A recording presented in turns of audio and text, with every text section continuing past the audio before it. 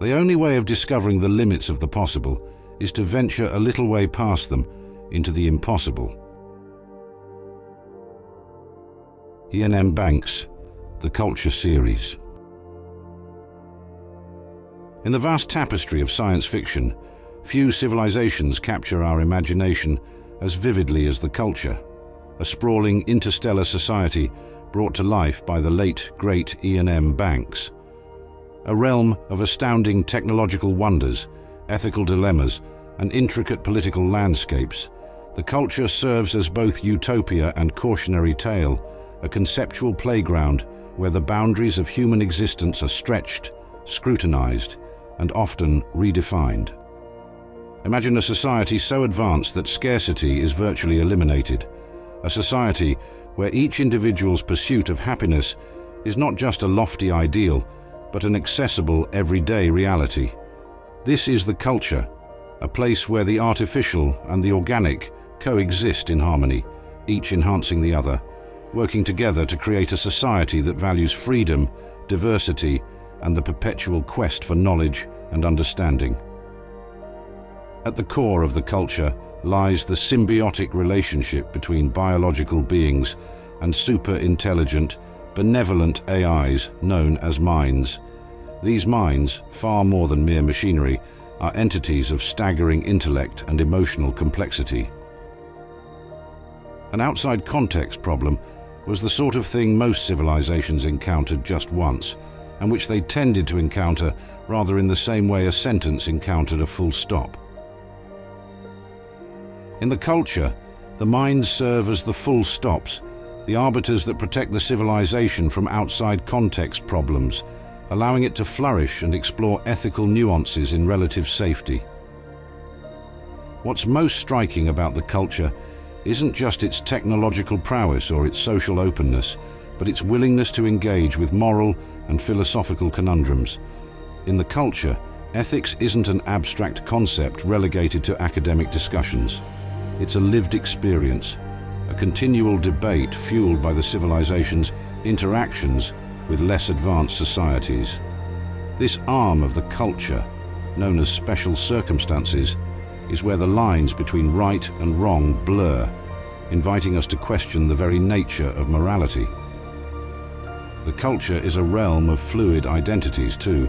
In a society that has transcended biological limits, individuals can change their physical form, switch genders, or even species, exploring the complexities of existence from multiple perspectives.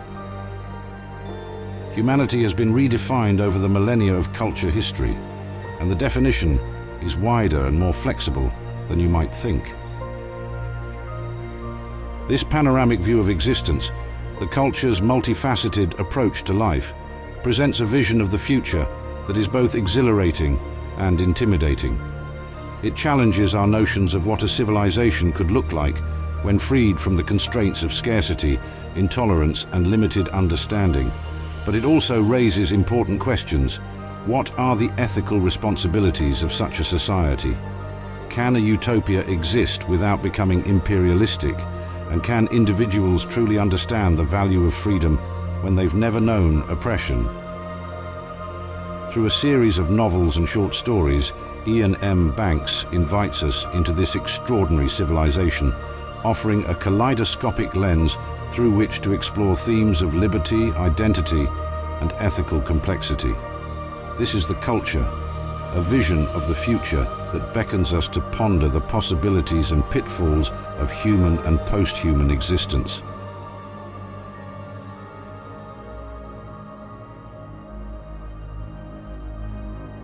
In a galaxy far, far away, yet not entirely dissimilar to our own dreams and aspirations, exists the culture.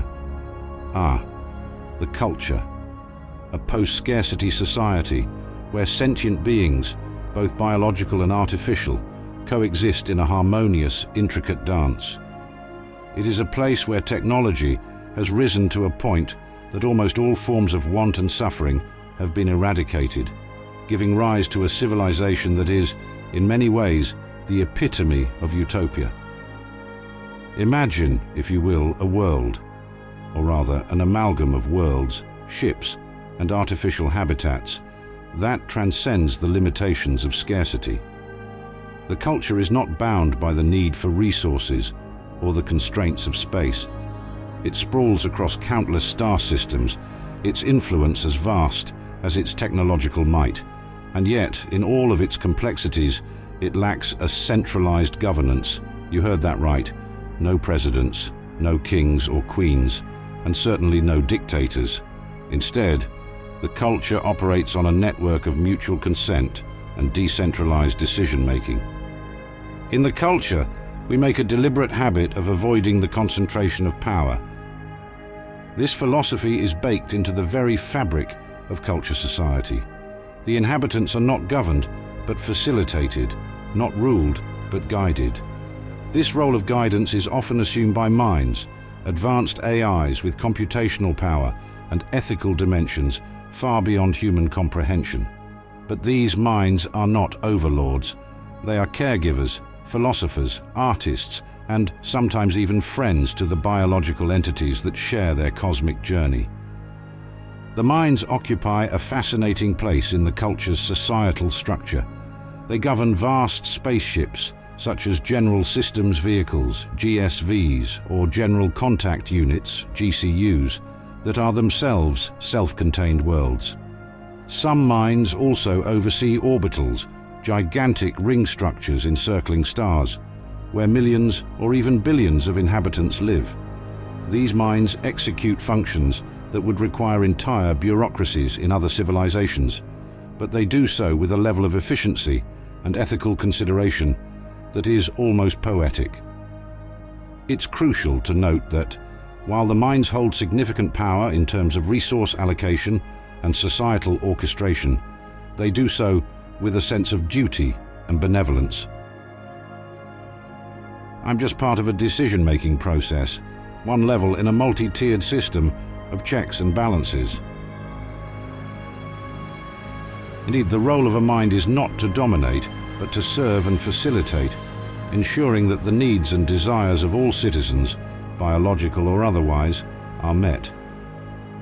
But let's not forget about special circumstances, a division that exists somewhat as an outlier within the culture's ethical framework. This is the part of the culture that deals with interventions in less advanced civilizations and executes covert operations.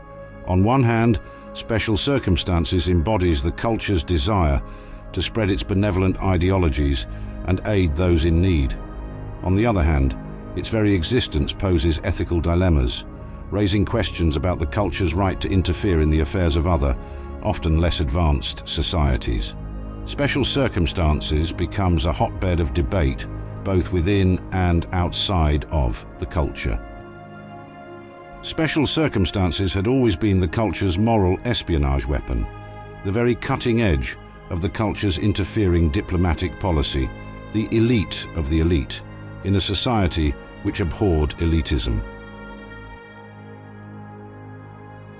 It's a paradox, an ethical quagmire, and a necessity, all rolled into one. So when we talk about the culture, we're discussing a civilization that exists at the crossroads of technology and morality, individual freedom and collective responsibility. It's a society that invites us to ponder the limitations of our own world, while offering a tantalizing glimpse of what could be possible.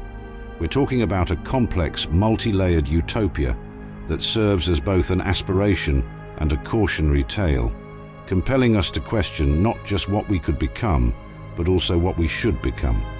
The culture isn't just a setting or backdrop, it's a character in its own right, a complex, enigmatic, yet deeply relatable entity that challenges us to envision a future unbounded by the limits of scarcity, hierarchy, and ethical simplicity. The culture is the culture. It endures.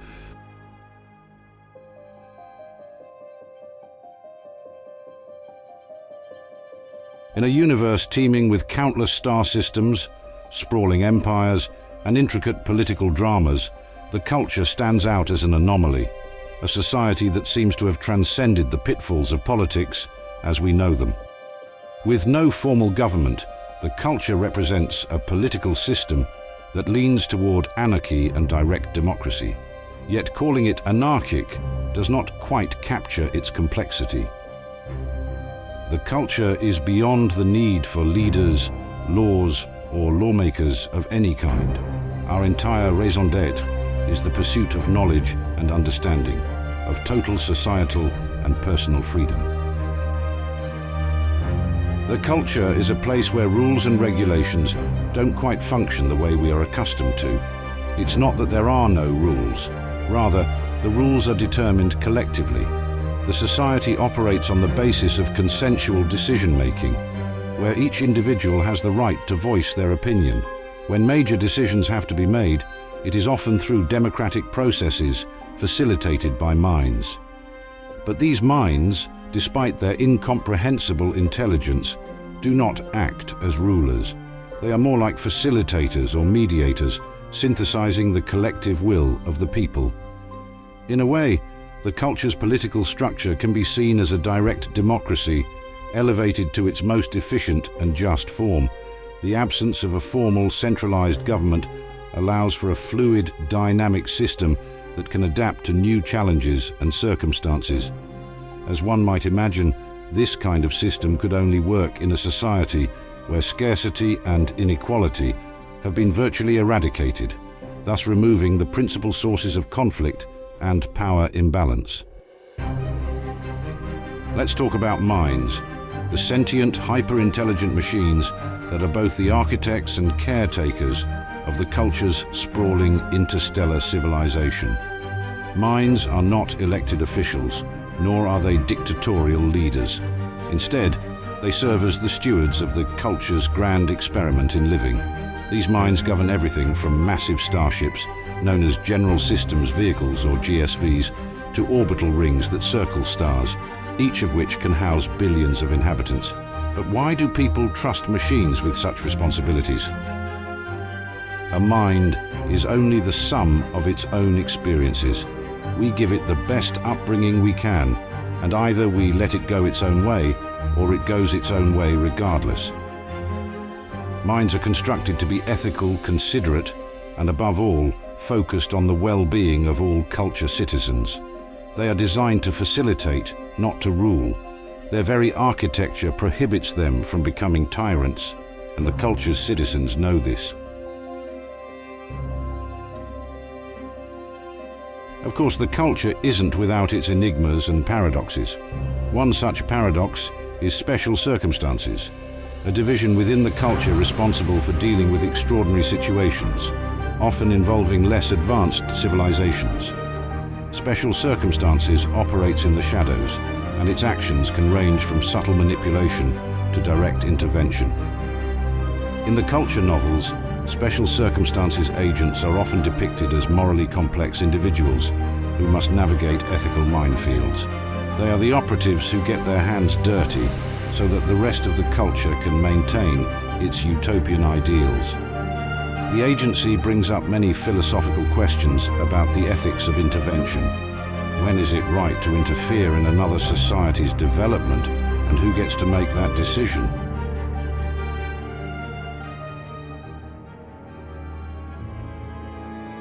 In a universe teeming with civilizations, ideologies, and endless possibilities, the culture stands apart as a pinnacle of both technological achievement and social evolution.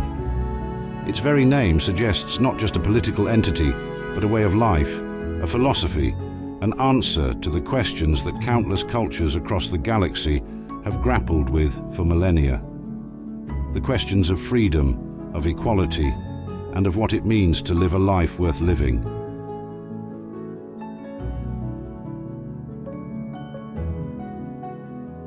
In a world, or perhaps more fittingly in a galaxy where resources are infinite, the concept of scarcity is not just obsolete, it's nearly incomprehensible. This post-scarcity reality forms the backbone of the culture's social fabric. Money is a sign of poverty. In a society where material abundance is a given, the pursuit of wealth for its own sake becomes nonsensical. People in the culture do not work for survival.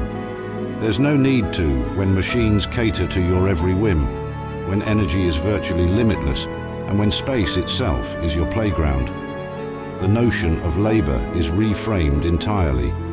People engage in work for the sake of intellectual challenge or personal satisfaction. Art, exploration, relationships, these are the currencies of a post-scarcity society.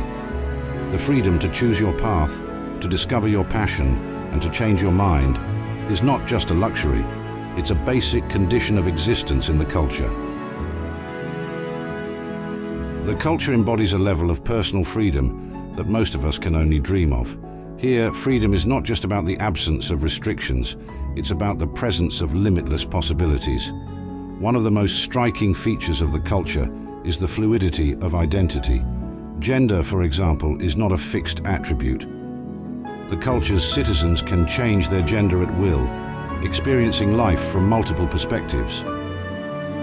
In the culture, you can be anything you want to be. And it's not just about gender. Advanced genetic engineering enables individuals to adapt their physical and psychological attributes freely. This is a society that does not just tolerate diversity, but celebrates it, encourages it, elevates it to an ideal.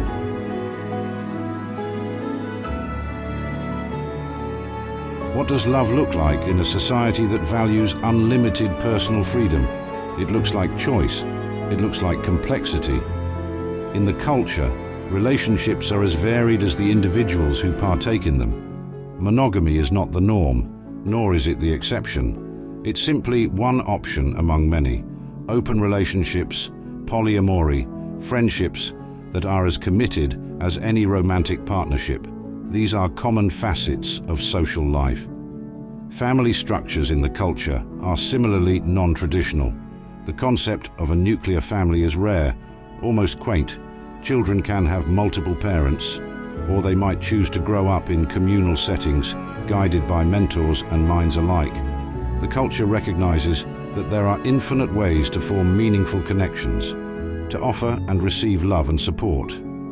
In a society that has transcended economic constraints, that has abolished arbitrary social norms, and that has harnessed technology to fulfill material needs, what remains is the boundless landscape of the human and post-human experience. Here in the culture, life is an ever-changing tapestry of relationships, experiences, and self-discoveries.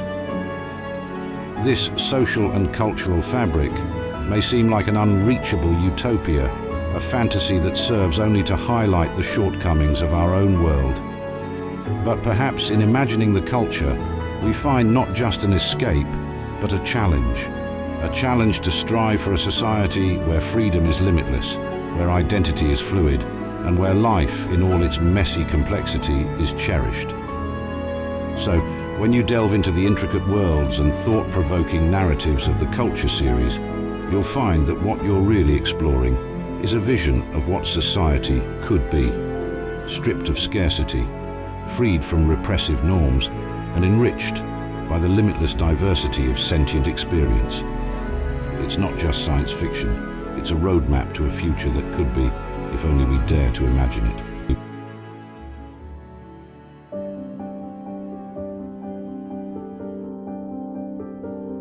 The culture is a pinnacle of technological achievement, and its advanced machinery impacts every aspect of life, from politics to personal freedom.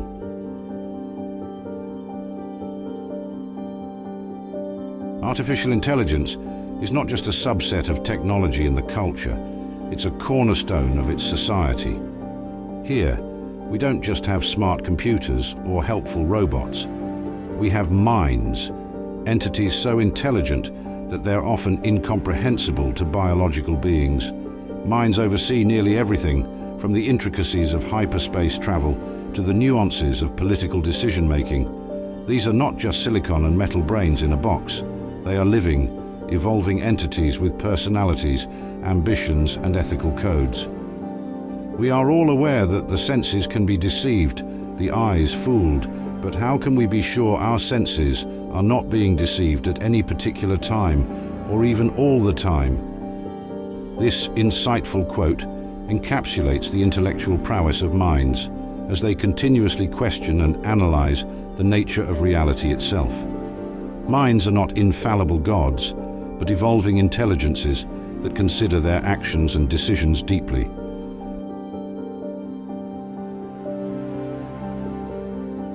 The culture's architectural marvels don't stop at their ships or even their vast orbital rings. Take, for example, the GSVs, or General Systems vehicles. These are not just ships.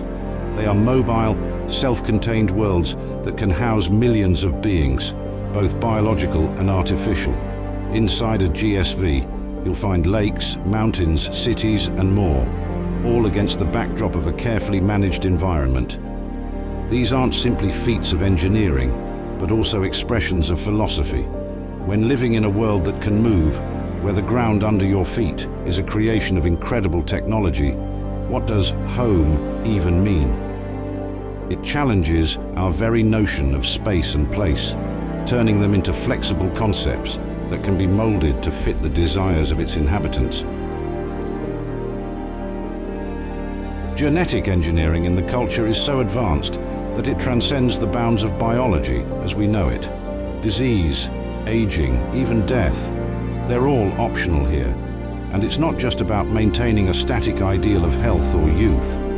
Culture citizens can change their physical forms, become another gender, or even switch to an entirely different species for a while. In the culture, you can be anything you want to be, young woman. Take it from me, I have personal experience. Imagine a society where your physical form is as fluid as your thoughts, where your body is a canvas, limited only by your imagination and sense of self. The culture's technology doesn't just serve its people, it liberates them. It frees them from the shackles of biology, from the constraints of physics, and from the boundaries of one's imagination. But as with all things in the culture, this technology also brings its own questions and moral dilemmas, something that the citizens and especially the minds grapple with every day. In the culture, technology is more than tools and machines. It's the bedrock of a civilization that has transcended many of the limits we take for granted, leaving us to wonder, what would we become and what would we dare to dream in a world unbound by scarcity, mortality, or even the sky itself?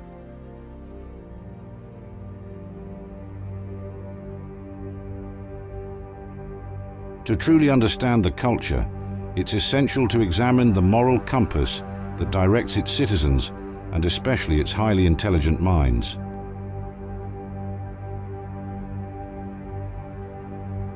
The culture can be said to operate largely on principles of hedonism and utilitarianism. What does this mean? In simple terms, hedonism is the pursuit of pleasure and the avoidance of suffering. Utilitarianism takes this concept a step further, aiming to maximize happiness for the greatest number of individuals. The culture is explicitly designed to foster a state of maximum well-being. One could say it's a society built on the promise of the greatest happiness principle. The culture is only ever concerned with the individual when that individual's fate has some influence over the group, only concerned with the present when it can affect the future. This encapsulates the culture's broader philosophy. It's not just about individual happiness, it's about collective well-being, a society engineered for the happiness of all its citizens, whether they are human, AI, or something else altogether. Even the minds, the godlike artificial intelligences that manage the culture's complex systems, are designed to prioritize this societal goal. Despite its advanced moral philosophies, the culture is often embroiled in ethical dilemmas, most notably when it comes to its dealings with other, less advanced civilizations. This is where the notion of moral relativism comes into play. The culture believes that their ethical principles may not be universally applicable, and there's a constant tension between this belief and the urge to intervene for what they see as the greater good. The interventionist arm of the culture, known as special circumstances, often grapples with this very dilemma. Should they intervene in a less advanced society that practices slavery, for instance? On one hand, intervention could lead to a better quality of life for the oppressed. On the other, it could be viewed as cultural imperialism, an imposition of the culture's values on another society. An outside context problem was the sort of thing most civilizations encountered just once, and which they tended to encounter rather in the same way a sentence encountered a full stop. Special circumstances deals with what could be considered as outside context problems for less advanced civilizations. By intervening, the culture becomes the unknown variable that can radically change the trajectory of a civilization, for better or worse. This brings about a compelling philosophical tension. Can the culture really assume the role of an ethical arbiter without becoming a form of imperial power? The culture's ethical complexity becomes particularly poignant through its approach to relativism and interventionism. It recognizes the limitations of its moral philosophy and constantly wrestles with the implications of its actions. This inner tension serves as a narrative device to question the ethical foundation upon which the culture, and by extension, any advanced civilization, is built. We've peeled back the layers of the culture's ethical and philosophical foundations, discovering a society that aims for utopian ideals while grappling with complex moral dilemmas. It's a civilization that invites us to ponder deep ethical questions, challenging us to imagine the kind of society we might want to build and the moral costs that could come with it.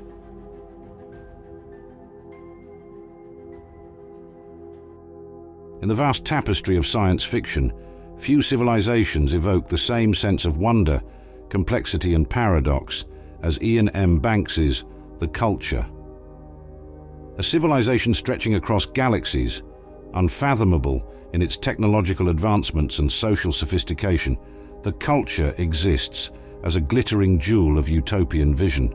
But like any jewel, it has facets, some shining brilliantly with ideals, others clouded by ethical ambiguities. Let's examine the culture within the larger context of science fiction, comparing it to other great civilizations of the genre and understanding its unique place in the annals of speculative storytelling. The culture is often considered the epitome of a post-scarcity society. Resources are abundant, technology is so advanced, it's almost indistinguishable from magic, and the societal structure allows for an extraordinary degree of personal freedom. It contrasts sharply with the dystopian worlds we often encounter in science fiction, like the grim darkness of the far future in Warhammer 40K, or the highly stratified and corporatized societies depicted in cyberpunk classics like Neuromancer. But what sets the culture apart is not just its utopian sheen, but its constant engagement with ethical dilemmas. One of the most thought-provoking quotes from the Culture series is found in Use of Weapons, where a character observes, "Culture is the effort to provide good reasons for beliefs." The statement encapsulates the culture's struggle to reconcile its utopian existence with the messy realities of the universe, especially when dealing with less advanced civilizations. Indeed, the culture's philosophy toward other civilizations is what brings it closest to scrutiny.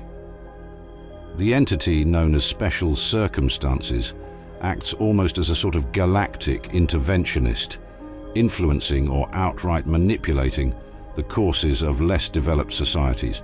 This opens up a Pandora's box of ethical concerns, making us question the rights and wrongs of what may appear to be a benign form of imperialism.